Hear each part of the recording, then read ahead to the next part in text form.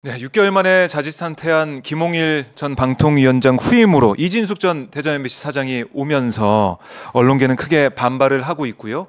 국회 과방위는 또 언론 사법, 방송사법 입법에 또 최선을 다하고 있습니다. 거기다가 이진숙 전 사장, 방통위원장은 지명된 이 후보에 대해서 여러 가지 또 지적도 이어가고 있는데요. 최근 언론계 현안이 뜨겁습니다. 그래서 여러분들이 좋아하시는 분을 저희가 모셨습니다. 최민희 과방위 위원장 모시고 말씀 나누도록 하겠습니다. 어서 오십시오, 위원장님. 네, 안녕하세요. 반갑습니다. 최민희입니다. 아유, 고생 많으세요. 네. 그냥 바빠요. 바쁘시죠? 네. 아니 페이스북 보니까 의원님이 이렇게 소파에 누워서 너무 안쓰럽게 쉬고 있는 모습 제가 봤는데 그게 저는 그 일찍 자요. 밤 10시쯤에. 그러세요? 그런데 과방위가 지금 어제 보니까 6차 회의까지 했더라고요. 법사위와 과방위가 가장 많이 열리는 쌍두마차입니다. 국회 쌍두마차. 상임위예요. 이제 정청래 위원장이 워낙 신경지를 개척하고 있고 저는 묻어가는 거죠. 그런데 저는 10시에 자는데 과방위가 대충 11시 반, 12시 1분 이렇게 끝나요. 맞아. 끝까지 하시더라고요. 네, 끝까지. 저는 그러니까 10시면 졸릴 거 아니에요. 그래서 국회 왜 필리버스터 때도 제가 걸었잖아요. 맞아. 그것도 그럼 제가 그 국힘의 두 분처럼 자야 됩니까? 제가 안 잘라고 걸으면서 들었거든요. 그거를 그렇게 막 보도를 하고. 그 노력을. 네, 저는 안 잘라는 노력.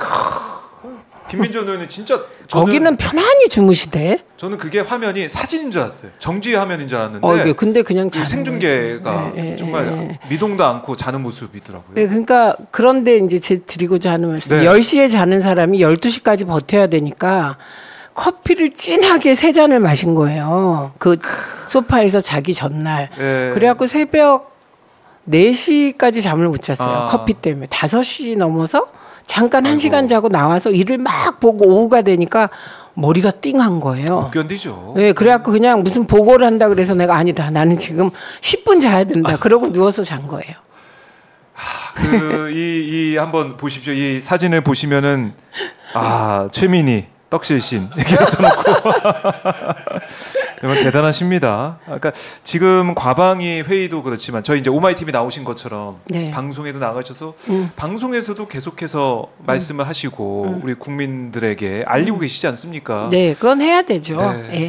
사실은 그동안 우리가 국회 상황을 보면 국회의원장을 인터뷰에서 만난 적이 별로 없었어요. 그런가요? 잘 안 나오세요? 위원장분들은 잘 안 나오세요 원래. 그게 21대 국회 제 기억엔 그렇습니다. 그런가요? 저는 사안을 다 파악하고 있기 때문에 알려드려야 돼요. 그러니까 진짜 행동하고 일하는 이 국회의원, 밥값하는 그 월급 받으면 월급보다 제가 100원을 받으면 110원 어치 해야 된다는 게 저희 가문의 가훈이에요. 밥값하고 사는 인간 되라. 밥값하고 사는. 그 가훈을 가지고 열심히 뛰고 계신데 지금 현안이 너무나 많고 지금 김홍일 전 방통위원장 사퇴를 했지만은 사실은 탄핵안이 발의가 됐고 탄핵을 앞두고 또 런동관처럼 런홍일 뭐 도망갔다는 표현처럼 사라진 거 아니겠습니까? 반복될 수 있어요. 앞으로도 반복될 수 있다. 왜냐하면 방통위는 합의제 행정기구예요. 그래서 5명이 임명돼야 완전체로 회의가 가능한 겁니다. 그게 법의 취지예요. 그런데 대통령 임명목 2명, 김홍일, 이상인 2사람 구조로 체제라는 말은 인정하는 것 같아서 2명의 구조로 2명이 그러니까 미완의 방통위가 중요 결정을 하는 건 불법입니다. 불법이다. 그래서 그걸 이제 탄핵 사유로 해서 탄핵안까지 발의했지만 김홍일 전 위원장이 사퇴해 버렸고 도망갔죠. 똑같은 이유겠죠. 그러니까 이동관 전 위원장이 사퇴했을 때랑 똑같은 이유를 가지고 올라온 그리고 방통위원장은 적어도 대통령이 임명된 이후에는 독자적으로 방송과 통신 이 영역의 발전을 위하여 본인이 주체성을 가지고 일해야 되는 자리예요. 실제로 문재인 대통령께서는 좀 미흡했겠지만 문재인 대통령이 임명했던 한상혁 위원장 등 다 그렇게 했습니다. 대통령이 임명은 했지만 네. 그렇게 정파적으로 하지 않고 중립적으로 운영하려고 애썼거든요. 최소한 5명의 위원들 네. 다 있는 자리에서 결정을 그렇죠. 내려왔고, 그리고 주요 결정을 그렇게 했습니다. 그리고 네. 뭐 방통위가 때로 3명일 때도 있고 네. 그랬지만 그럴 때 보면 전체회의에서 중요 의결을 안 했습니다. 네, 그러니까 이게 지금은 네. 최소한의 민주적 절차를 지키려는 세력과 민주적 절차 따위 개나 줘버려 이런 세력이 싸우고 있다고 저는 봅니다. 싸우고 있다. 네. 그래서 김홍일 전 위원장이 물러간 다음에 지명받은 사람이 이진숙 네. 전 MBC 사장이에요. 혹시 개인적으로 좀 아십니까? 어떻습니까?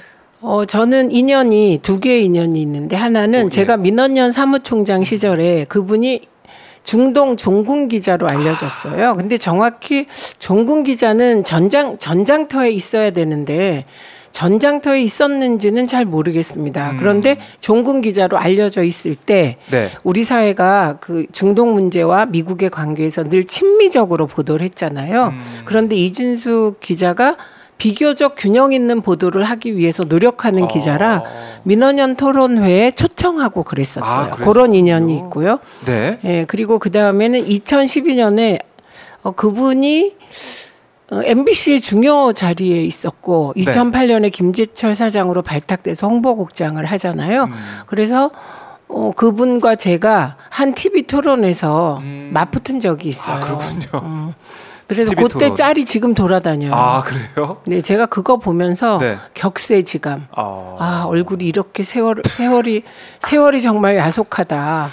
에이. 네, 정말 그때 그러셨어요? 그때 50대 초반인데 네. 풋풋하더라고요. 그래서 토론을 같이 하면서 예. 말하자면 일합을 겨룬 적이 있죠. 누가 이겼습니까? 그거야 뭐 제가 말하기 곤란하죠.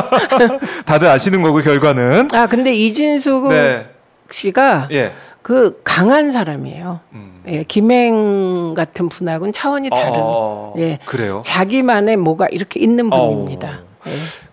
만만치는 않을 거다. 네, 앞으로 그렇게 네, 보시는 네, 것 같은데 네. 이진숙 전 사장이 올 거라고 이번 인사 좀 어떻게 보셨습니까? 예상하셨습니까? 예상했고요. 예, 왜냐하면 지금 방통위원장 네. 누가 하려고 하겠습니까? 그리고 이 방통위원장은 정권 차원에서 미션이 너무 명확하잖아요. 미션. 예, MBC 장악해라 이거예요.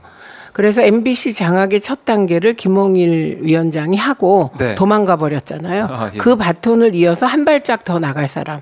이런 미션이 명확한데 네. 대한민국에서 올해 상식인으로 평가받고 싶은 사람이 오겠습니까?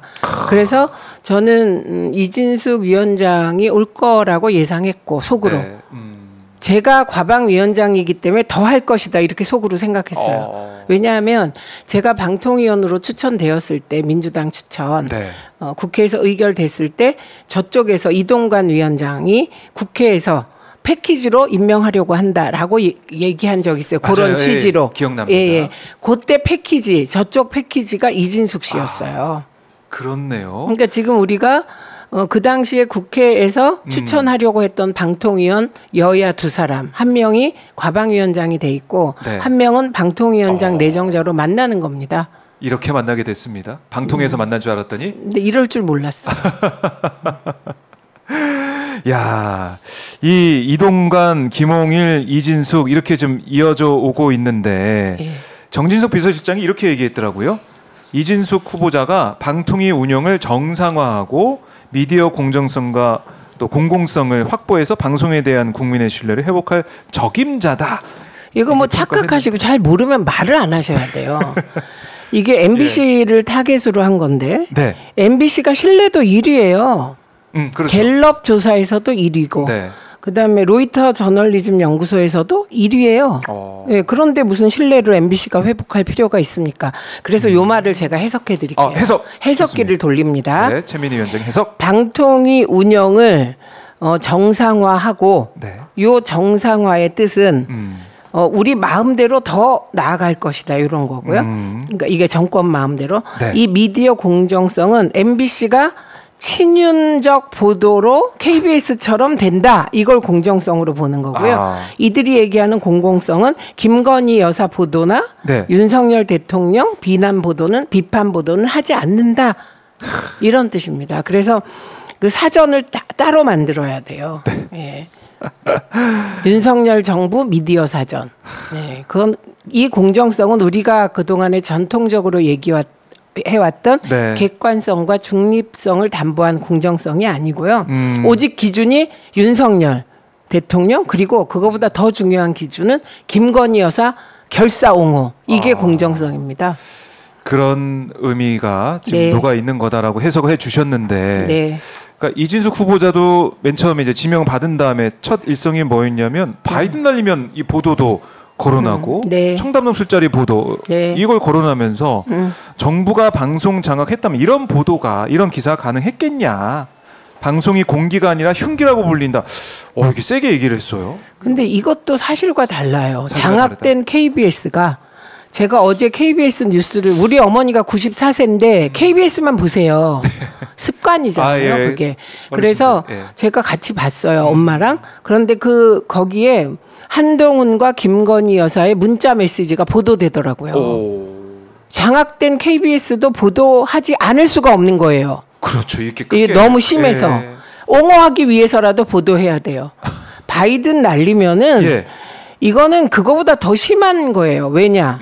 바이든이냐 날리면이냐로 전 국민 청각 테스트를 한 사건이기 때문에 예. 이건 전 언론이 보도할 수밖에 없다. 장악된 언론도 보도 안 할 수 없는 사안으로 윤석열 정부가 키웠다. 특히 그 홍보수석이 네. 뭐 주목해 주십시오. 바이든이 아니라 날리면입니다. 그러면서 이게 전 국민이 듣고 또 듣고 저도 한 몇십 번 들은 것 같아요. 네. 그래서 저는 바이든으로 최종 이건 바이든이다 이렇게 저는 결론을 내렸거든요. 네. 그러니까 이게 다 말이 안 되는 얘기예요. 정부가 방송을 장악해도 도저히 보도하지 않을 수 없는 일이 터졌기 때문에 보도가 된 거고요. 얼마나 컸으면은. 예, 그리고 방송이 공기가 아니라 흉기. 네. 저는 뭐 지금 그렇다고 생각합니다. 많은 방송이 흉기라고 저도 생각합니다. 딱 네. 하나 맞아 떨어졌어요.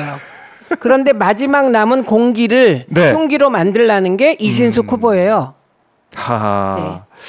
그러니까 지금 사실은 이진숙 후보자 같은 경우는 그동안의 행보를 보면 아까 언급하셨듯이 이제 네. 김재철 시절 또 이제 박근혜 정부 시절에도 뭐 중요한 자리에 있었고 네. 어떻게 보면 노조 탄압 의혹 또 문화방송 민영화 민실 추진 의혹 이런 거에 이제 휩싸여 있는 사람이다라는 비판을 받고 있는데 네. 여기다가 5.18 강주 민주화운동의 폭도들의 선전선동이다 주장한 글에 좋아요 누른 인물로도 많이 또 회자가 되고 있습니다.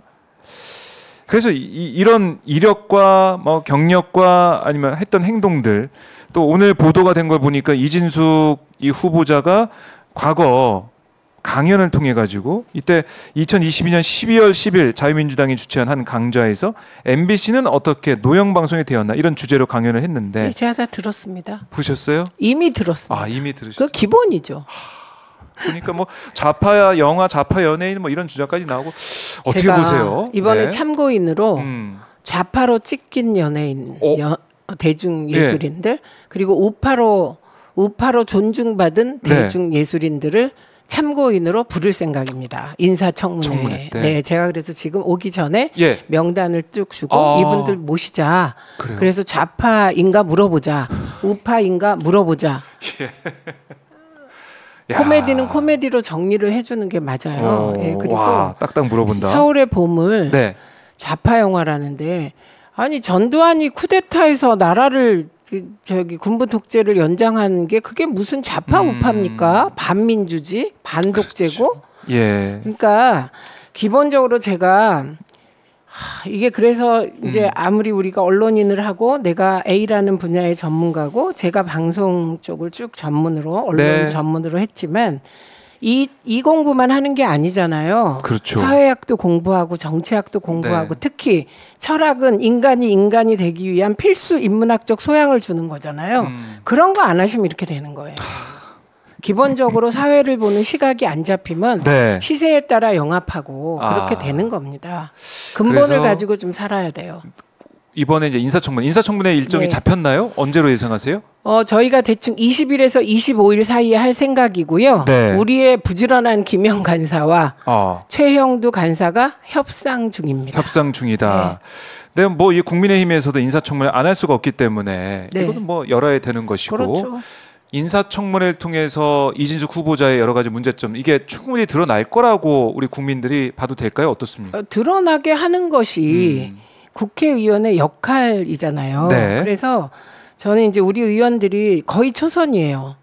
예, 그리고 정동영 의원하고 뭐 그다음에 김현 의원하고 제가 네. 있는 건데 이제 우리가 6번이나 예, 현안 질의까지 막 하고 그랬기 때문에 정말 일치월장 하시더라고요. 아, 그래요? 예, 그래서 이번에 이진숙 씨는 아마 우리 초선 의원들의 송곳 질문에 잘 대응을 해야 될 겁니다.